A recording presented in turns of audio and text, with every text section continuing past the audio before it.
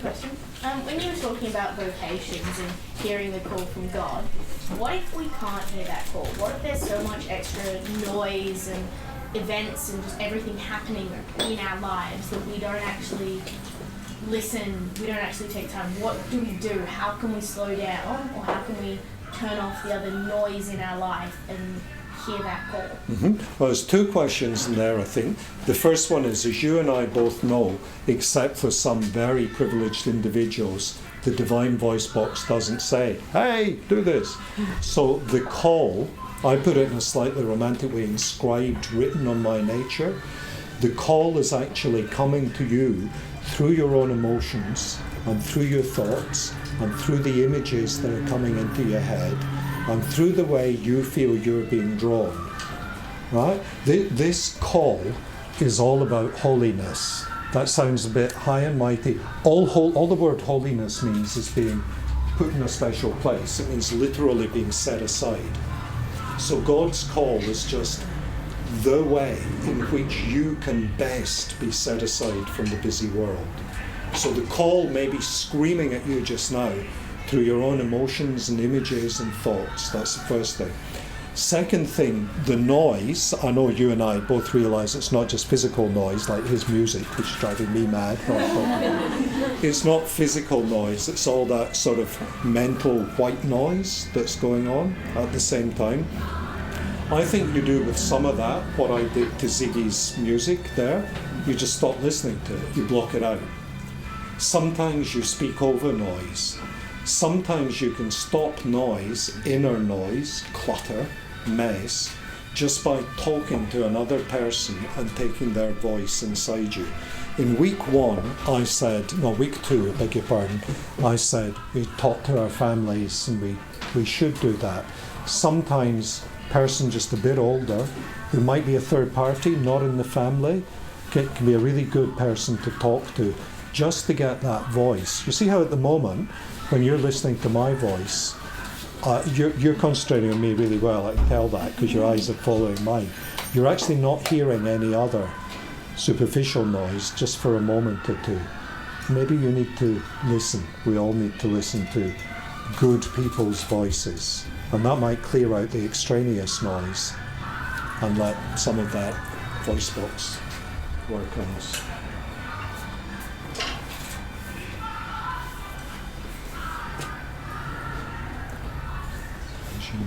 So, can a person actually choose the wrong vocation? In the sense that God imbued us with free will, He infused our original parents with free will, yet they were able to offend God and create original sin. So it would seem to follow that a person can therefore choose the wrong vocation and head down the wrong path by whatever reason that is, whether that's misreading God's message or by just not thinking about it enough and truly, I guess, deeply thinking about it. Yeah, of course you can. You can head down the wrong path morally and in all sorts of other ways at any moment. You have great freedom and you also have great vulnerability.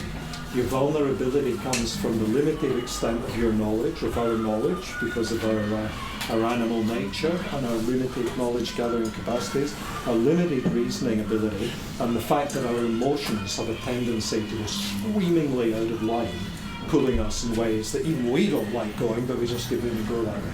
Right? So we are vulnerable in all sorts of ways, and we have freedom. We can be pulled in a way that's wrong for us, wrong for other people, and offensive to God. And we can freely choose to go in a way bad for us, bad for others, against the divine will. And I think that's part of the, that great divine gamble, that you do have that degree of freedom. But when you do that, I don't think it's the nut under the tree scenario. I've just missed it. I've gone to the left-hand tree rather than the right-hand tree. That metaphor, and it's obviously a metaphor, and it's designed to clarify an extreme example of the identification of a single unique vocation. I think you have a range of possibilities.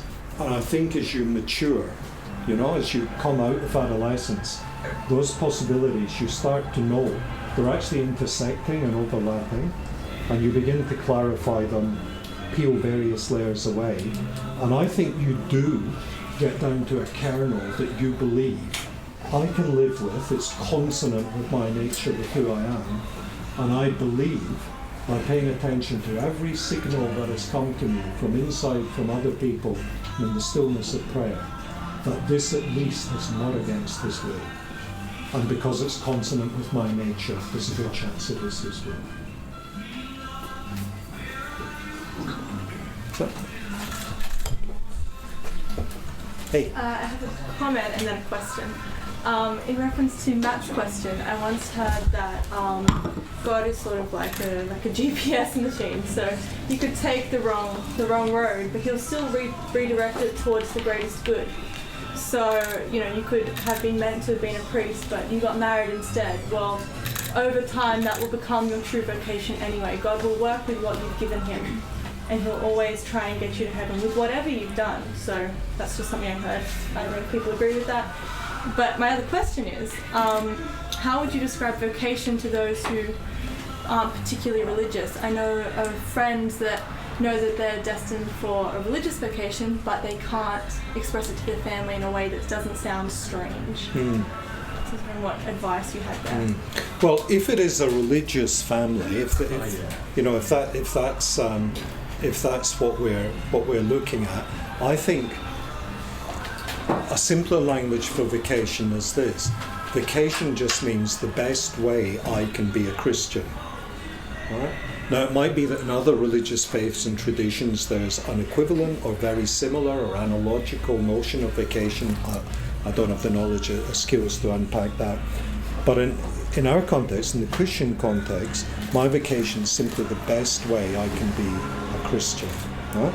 Now, that does take a little time to clarify, but I think it's only a little time.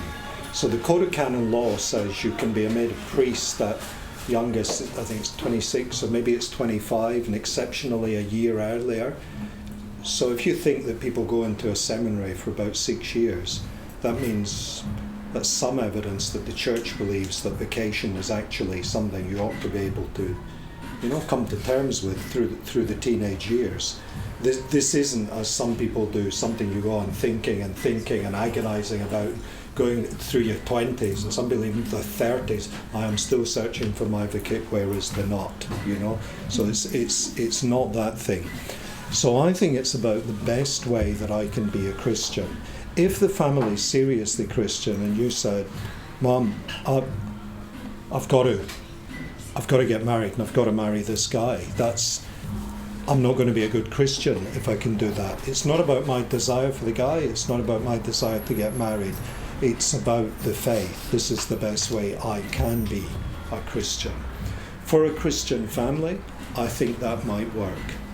For a non-Christian or a non-religious family, I think trying to explain the notion of vocation is really very difficult. And I think it would have to be in terms of, folks, I know you don't get this and you probably don't like it much, but I know you love me and I know you respect me, and I believe in God, and that means I believe that I'm going to be with Him, and this is my best shot of being with Him on earth and thereafter in heaven. So you might rely with the non-Christian parents or family members on the language of respect. I know you don't believe it, but can you at least respect how incredibly important this is to me, Mum? Because believe it or not, God matters even more to me than the boy or the convent or whatever the vocation is. Could I also say something there about the fact that after the 60s, people started talking about my vocation when it wasn't just priest or religious. In particular, marriage was looked at and is looked at as a vocational commitment. Not everybody gets married. Not everybody becomes a nun or a priest. Though I want to say that if you're a committed young Catholic, you must at least consider becoming a priest or a nun or a brother. I think that's absolutely critical for any committed young Catholic, and I think our Catholic schools should be teaching that and communicating it. You don't have to become a priest, but you must at least consider it if you're a committed Catholic. Otherwise, I think the whole notion of Catholic commitment is just incoherent. But I think for some people, quite clearly, the best way to be a Christian is precisely not to get married and not to go into a convent and not to become a priest. And I think this is this issue of the single person's vocation, which some of you might have heard about in youth groups or chaplaincy or wherever. It's not the idea that this single life has something really for me in it, something really rewarding and attractive, and it's not just that. It's that for me, not being married and not going into priesthood or convent, that is the best way I can stay with the faith and stay with happiness. The best way to be a Christian. St. Catherine of Siena, she wasn't married, she didn't go into the convent. She's a saint and a doctor of the church. It sometimes really happens.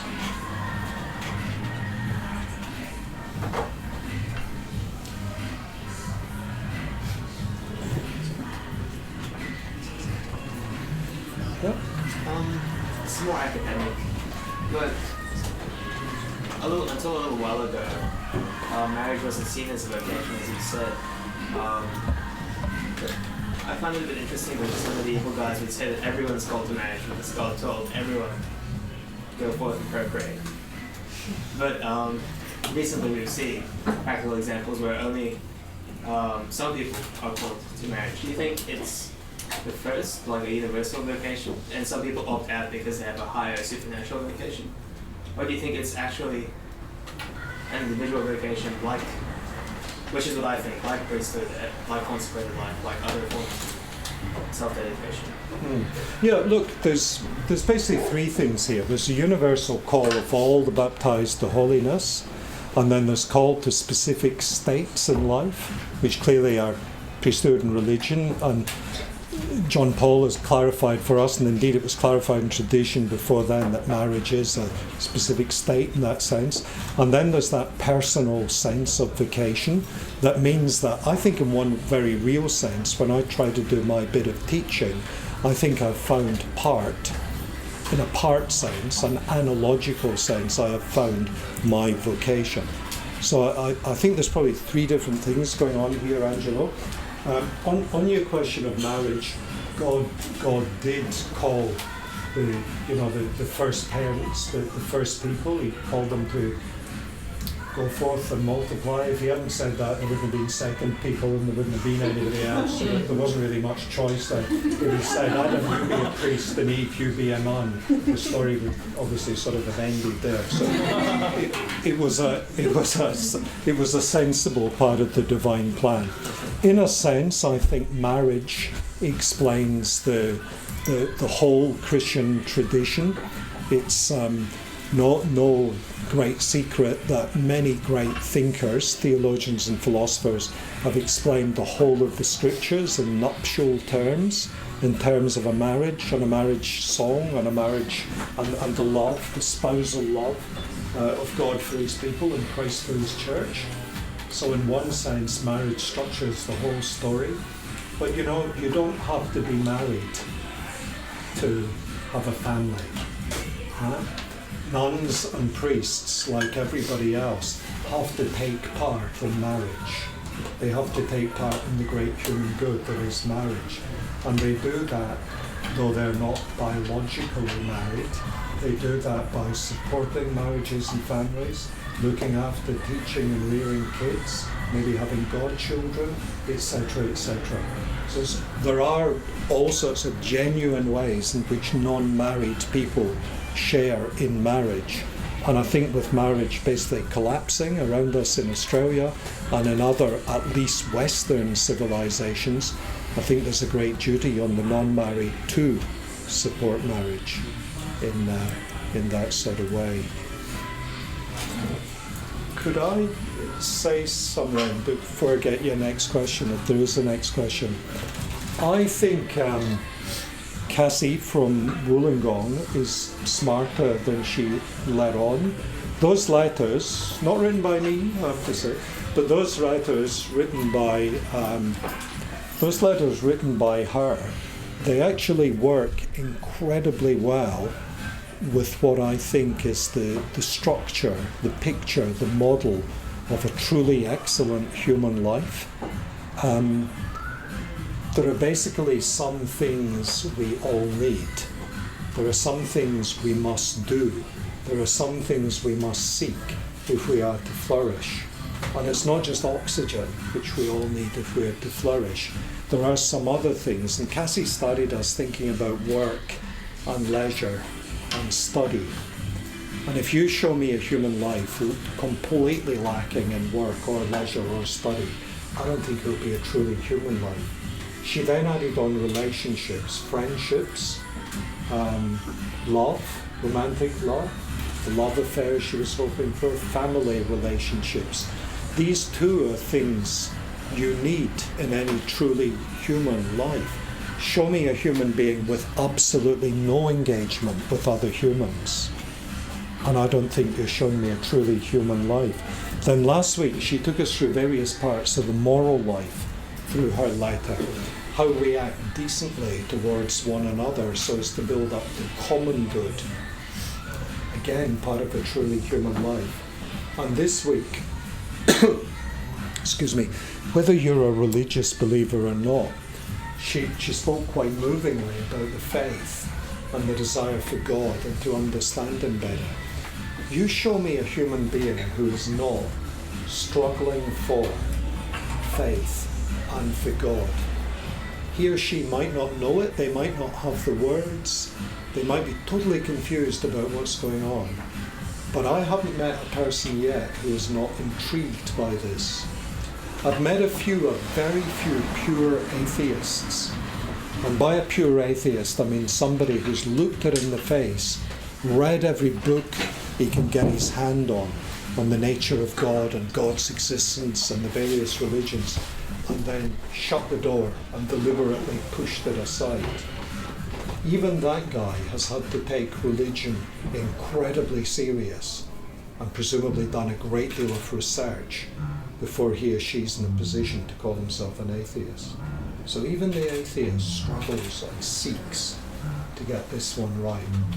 So all those things you raised, Cassie, I think they all come together as a picture of a fulfilled, a not perfect, a growing, but a very human life. Does that give rise to Sir? Sorry, I had two thoughts about your talk, and you mentioned that what you believed was that there are several possibilities that God's imprinted on us, right? That that we can choose to take or not take, right? And also you said that if we're looking for our vocation instead of just is this the perfect vocation or not, just make a start. What I was wondering was if you sort of like I could go tomorrow to whatever religious order and just make a start, or I could go and ask a girl out tomorrow, right? And make a start in that way. And these are all options that I could take, but I don't know, right? And to make a start like that is just to choose. Like it's really just picking one way or another. But like that's the big question that we're all asking, I think. Like we're all asking which way do I go? And is it really just a possibility, or are we drawn?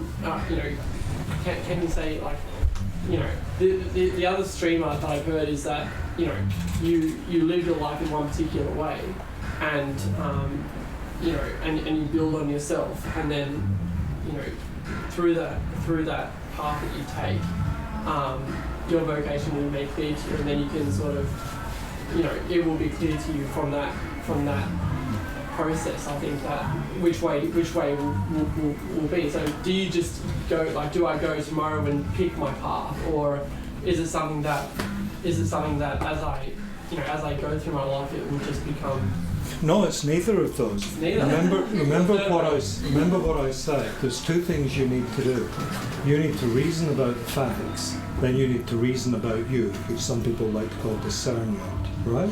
So the first thing you do, if you think there are two possibilities, which are real live possibilities for you, one, and we're talking hypothetically, girls, but one is the girl, and the other is whichever religious order you're thinking about. Well, there's a third. There's a single life as well. Yeah, and actually there are 400 possibilities there. Okay, so let's not make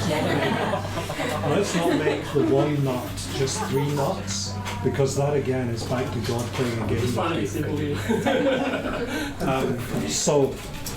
Remember how I explained it to you when I was giving my little talk. First of all, you've got to reason about the facts of the matter. You've got to find out for yourself, what is religious life? Do you understand the meaning of the evangelical councils and how are they sitting with you? Have you looked at canon law and religious life? How are the obligations sitting with you? How are the responsibilities? How are the rights? Have you looked into it? And I'm not talking to you personally, sir, but this is what one would do. You'd look into specific religious orders, their rule, their charism, their common life, how they're actually going in this country or whichever country you're thinking about. So you'd look at the facts of the order or of priesthood, or similarly of marriage. Do you know what marriage? Do you know what marriage is? Do you know how it's defined? Do you know what it looks like? Do you know how consent, reason and freedom work, etc., etc. So first of all, you look at the facts. This took me years, right? So you spend a long time researching, thinking this through. Secondly, you start to think about you. It's not just the case, I suggest, that, I'd be a priest tomorrow, I could get engaged tomorrow.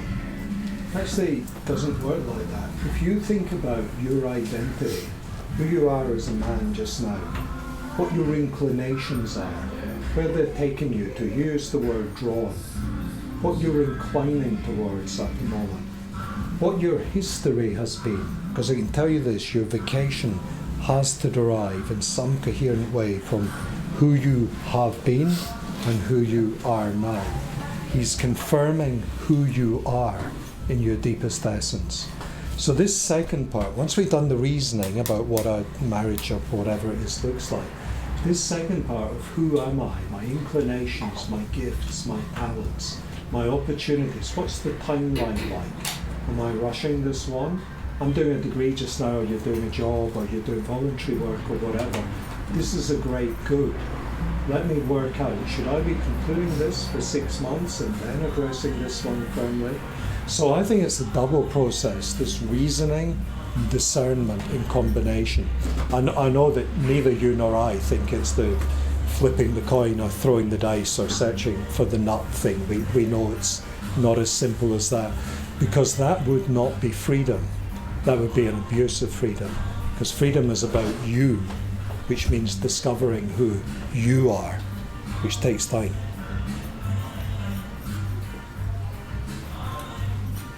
Tied up with that, both the reason thought behind your vocation, so looking at your canon law and your various teachings of the church fathers and all that, and then at the discernment or more thinking about yourself side of things, there comes a time where there has to be a prudential limit to how much you can do, because as part of thinking about yourself, in the process of thinking about yourself, you are in fact changing, you are in fact growing, you are spending time doing that.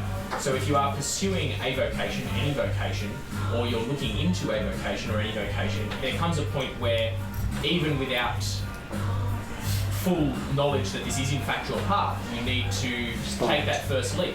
You need to agree to go out with a girl, or you need to agree to join a religious order, or you need to jump further into a relationship or into the vocational path that you're already heading down. Otherwise you end up in some sort of stagnant area where you're just constantly academically overthinking your vocation as well. Is that not? Absolutely agree. Totally agree. That's excellent. So that's why we have notions like, dating followed by engagement, and then we got marriage. That's why we have in religious life postulancy, followed by novitiate, followed by simple vows, and then down there, you got actually entering the convent. That's why we have 6 in Australia. In Australia, I think it's 7 at the moment years in the seminary, and then the 1-year pastoral placement, the 2 degrees before you got priesthood. That's how starting works. People sometimes talk or think as if, you go out with the girl, you get engaged, you enter the seminary, but that's it. I've clarified it. I've got the vocation. I fully agree with what I think you're saying. You need to begin this thing, and you can't begin it by waiting for the perfect answer, the moment of clarity, the light bulb, because if people find that comes, I think that must be a great comfort, but I'd often question the reality of it. And my image is the adventure of vocation. It's St. Dominic comfortable and faithful as a canon, rolling up his sleeves and saying, I'm taking the sandals off and I'm going barefoot. It's a leap of faith. I like your idea of the adventure of the vocation. I think it's a problem with my generation, our generation, where people, maybe not us necessarily in this room, but with the generation at large, where people are unwilling to commit, whatever that notion of commitment means. But in fact, in the Catholic mindset, the vocational path has a level of commitment involved in it, but it's not really, at least at the initial stages, a commitment at all. Joining a seminary is not a commitment to perpetual celibacy. It's just that first step along that path. Absolutely. Getting married is not a commitment. Dating a girl is not a commitment. Wind that video back. Dating a girl is not a commitment to marry her and or to marry the guy and end up having his kids. It really is just that first step initially. I'll tell you what it is though, and we probably both agree on this, a very important part of it, it's a public sign. No? Now it might not be a hugely public sign going into a seminary or trying to go out with someone or whatever, but it's not an utterly private moment. It has a degree of publicity with it. And that is not an act of commitment, you're quite right there, but it is an act of great trust. And it's an act of willingness to, as it turns, give it a go.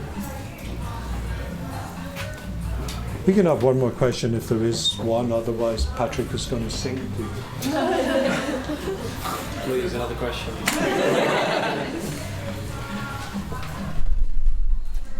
You were saying that John Paul II said that once you find your vocation, it requires like a sense of being able to give of yourself and die to yourself. So you're saying that when you realise in your life that you'll be able to die to yourself in a sense to the path you're going to take, that is the way to find your vocation? That was beautiful. I really think there is something in there. I sometimes worry a bit that even our grammar, my vocation, and finding my vocation is very me focused, and that's why I used that line of the Pope, which I looked up earlier in the net this afternoon before I came over, because he thought it wasn't about finding something mine, something belonging to me, it was about giving me away. And if the point of vocation is becoming the best Christian I can be, then it's becoming the most Christ-like I can be. So it's much more about him than about me. So it's that incredible paradox, which if you have a religious faith, I think we all find in human life, that being more and more me is being more and more for him, and learning more and more about him is becoming more and more myself. And even on a vast scale, if you look at the whole country, if you look at the whole world, I think as people turn more away from God, as they lose faith in God, they lose faith in mankind. And as people turn closer to God, they gain faith in mankind, in human beings, and in their potential. And I think maybe on the individual case, vocation's a bit like that. It's about committing more and more to him, and so committing more and more to humanity, to human nature as it is in me, rather than just to me. But even as I say that, and I want to be honest with you, I think it's even more complicated than that because of that last point I made about prayer. Because even as you want to give it away and give everything to him, what he wants to do is to give it all back to you. So he wants to know your little wants in prayer, because after all, he came to earth as a baby and lived surrounded by little things and did little things himself. So I don't think he despises any of those.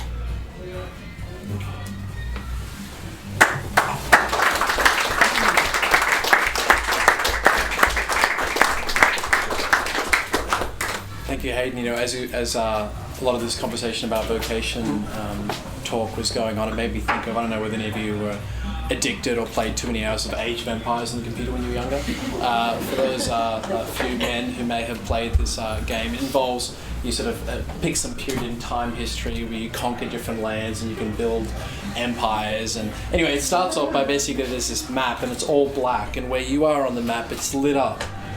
And if you want to sort of go exploring a different area, all of a sudden wherever you explore, the black bit reduces through the area that you're walking, so all of a sudden you see more of the map. I think something we've realised is that the vocation is not like that, where it's already been written, but it's just in the black, in the dark, and you have to sort of go stumbling along and not walk into a tree or try and find if you're walking the right path, and then you found another little empire. It's not like that sort of vision. Now that can sometimes, I think, when you first hear that, it can sometimes feel a little bit uncertain, because in some ways it almost feels like, well, if we know there's a plan, there's a way to find it, then we don't have to be scared about trying to do it on our own. There can sometimes comes a sense of anxiety or fear a little bit if that sort of homing missile vision of vocation isn't there, how to do it. But I think the beautiful thing that we've found from this so far, and that I've found, hopefully you guys found too as well, is that especially for those people who believe in God and believe that we have a nature that's been inscribed with something, is that we don't do this figuring out on our own. It's not just us isolated. We have to do the thinking ourselves, but we're joined by friends, by family, by a community, by a university, by wise people like Hayden, and ultimately with God. You know, that's what we ask in prayer. We're not doing this alone. We have someone who wants to guide us and sustain us in that very search itself. So this is not something that we have to feel like we're helpless in. We can sort of rope ourselves into the help of others and into the help of the Almighty. And I remember Pope Benedict was giving a homily on Palm Sunday back in 2010, and he said, he likened this journey of life, the good life that we've been talking about in this series, is like scaling a mountain.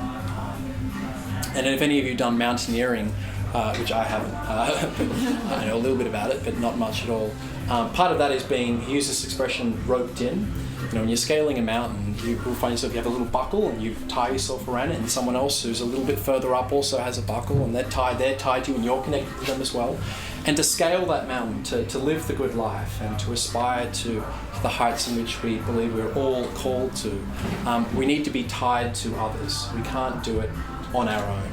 And so that's why I think we're so lucky to have so many friends here in such a friendly place. Link in with others. Link in with your faith, with God, with others, and scale that mountain. That's what this is about, because the mountain of life is made up with all the choices that we make, and this series has been about trying to help us figure out how we can make those choices better so that we can get higher and higher and bring and drag, in some cases, as many other people as we can with us. So this series has been particularly helpful for Cassie, whose name in real life is not actually Cassie. Sorry to ruin it for everyone. Her name is Amit. And she has, I think after the second series, which is on relationships and dating, apparently that helped so much for her, that second series, that she dumped that flake of a guy in the second week and has since gotten engaged and is actually in real life preparing to be married next weekend. So it's all going to be a round of applause.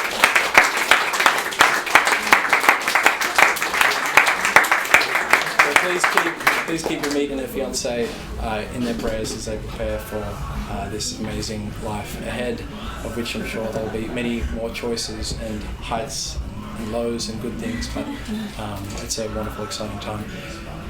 So thank you, Cassie, thank you, Amit, for reading these letters and preparing the letters in advance. It's been a real treat. I think we should also thank the Senior Deputy Vice-Chancellor, Hayden Ramsey, who has spent a lot of time thinking about all of these weeks and a few months actually in advance, thinking about it and thinking all of you and trying to think about how he can do the best he can to help all of us in our lives and help then all the others that we come into contact with going through life.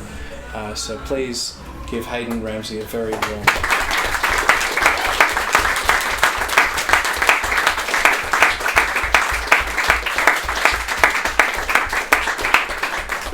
Well, as I said, all of these events the last 4 weeks will be put up on YouTube, so you'll be able to find them there.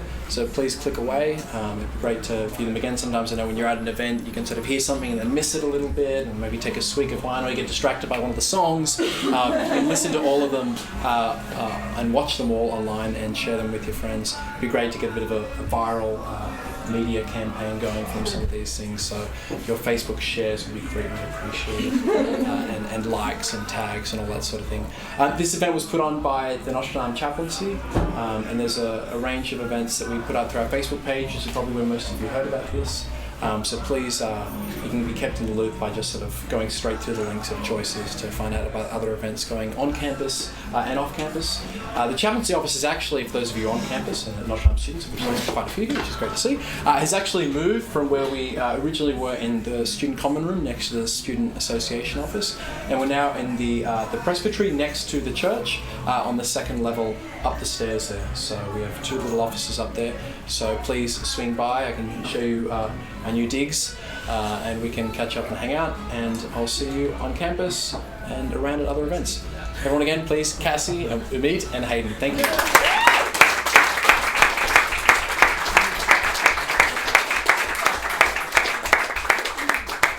And thanks Ziggy, if he's here, the owner of the establishment who's having us. Please have a drink, have some more food, and stick around. See you all again. Thanks everyone.